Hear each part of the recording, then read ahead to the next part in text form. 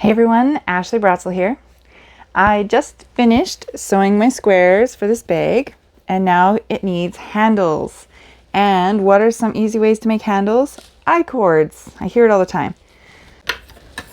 Apparently, this is an I-cord maker. It's supposed to make it easy. Now, mine was on clearance. It was like $7. The regular price is more. It is brand Prym. This thing at the bottom is the weight. It is metal and it comes off. That's what I remember it was difficult. You're supposed to like pop it off. There. Okay, so we need the weight. It is quite heavy. When you do any kind of knitting machine, whether it's got 4 pins or 22 or 38 or whatever the numbers are, they always need tension on the yarn. So the weight should come in handy. This one also has a thing. You open it up and then you can stick it onto your table. Keep going. There we go. So then I'll just spin it again. Hello, are you working? Okay, it's on.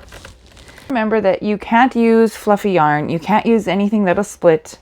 So I'm pretty sure that I am going to use this cotton thread. It is not going to split. Well, it shouldn't. Where's the end? I guess I'll just take this off.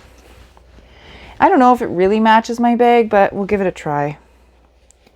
Okay, so here we are. Step 1 is you have to get your yarn down that middle hole. There's a tube that goes all the way through. There's probably a trick to doing it, but I just put it through and now it's on the bottom here. And we are going to put this on. I think we need to wait. Before we do that, let's get our needles set up. So when you spin this, the needles, they have little latch hooks on them. So you want to make sure that they all open and shut. If you're having problems with some stitches, it's probably that. And when you start, there's 4 pins here. So you can hook the first one with your yarn. Then you have to miss the next one. And if you had a bigger machine, it would be the same, where you hook one, you miss one, you hook one, you miss one for the first row. So let's look at it from the top. When we're spinning it, it doesn't matter which way you spin it, as long as you keep spinning the same direction. So we hook one, miss the next one, hook the third one, and then you might think you're done, but you have to make sure you purposefully miss that 4th one as well. And now we've just got 2 on and 2 off. There we go. We're ready. So just going to put it through the hole and then I'll just tie a knot. Okay, so this is the view from the top. We're going to take the end that's gone through the machine and it's hanging down at the bottom. We're going to put it on this weight. I don't know if there's a special way to do it. I just put it through the hole and tie a knot or 2 or 3. And I don't know what all these little grooves on the end are for. Maybe you're supposed to loop it round and round, but the knot works for me. And then at the end, I just undo the knot. So there we go.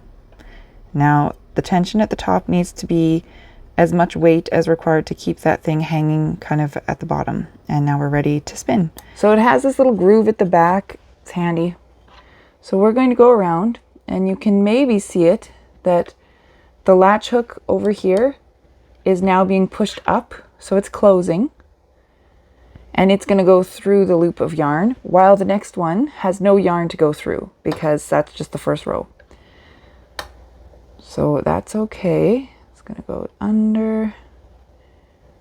That's fine.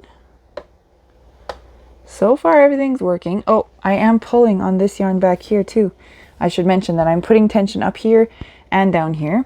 Quite a lot actually. I don't know what the weight would be, but I'm using quite a bit of tension and I'm watching all of my little latch hooks go through. They're opening and closing. And it should go, and we can go a little faster once we're sure that it's working. And to see it from the top angle again, this is that first row where now we're catching all 4 and it's just the weight is pulling it through the middle and we just go around. The tension on the string is very important. It allows things to work and we just spin it around. My arm is already feeling bored. This is not pleasant to go round and round. It's probably not the worst thing I've ever done, but to be honest, it's not that pleasant. Soon my weight is going to hit the ground and that will be less functional. So what I need to do maybe is move it, bring it up higher. Maybe if I just go round and round, it'll stick. I'm gonna use my other hand to hold the tension on this thing that's rolling around. I'm gonna keep going. See how long I'm making them. Nope, that's not. It's not really staying attached. I can't tighten it any further, but if I am too rough with this, it will definitely come off. And I need to somehow, just gonna pull this. I've made a knot here because it's gonna hit the ground again. I don't want it to hit the ground. The weight is very heavy, so if it hits the ground, then the weight won't be there pulling it down. That'll affect the tension on these little latch hooks. And then you'll miss some stitches and it won't be a nice I-cord. I'm not even sure if this counts as an I-cord, to be honest, but I'm pretty sure that's what people call it. I thought I-cord meant it was 3 wide. This has 4 pins, so it'd be like 4 wide. Maybe, I don't really know. I'm definitely not the I-cord expert, so I don't know. It's still very boring. My arm feels very tired of this. And I have no idea how long it is now, because now that I've tied it up, I don't know. You could be counting the stitches, I suppose. It's now time to take the weight off the bottom. Okay. So this is the I-cord that we're making. It looks pretty nice, actually, I would say. I used crochet thread, and it has a nice amount of stretch, but still quite stiff. This end is tied off tightly. This end, when we take it off the machine, we'll have to do some fancy footwork. And I think I'm ready to do that because I need 2 straps, one for each side of my bag, but I didn't bring my scissors here. So I have snipped my yarn, and I'm going to put it on the needle. Like a darning needle, I guess they call them. And you can see if you look here that there's a loop of yarn on each hook still. So as I go, I'm no longer putting my new yarn on the hook. And I'm going down, and it'll pop right off, and there'll be nothing holding it. So instead, I'm going to pop it off onto my needle. Make sure you don't pop off any of the other hooks while you're doing this. Okay? And then when I go around a little bit more, I'm going to wait until that one is ready to pop off, just so I can see which loop it is that I'm putting my needle into.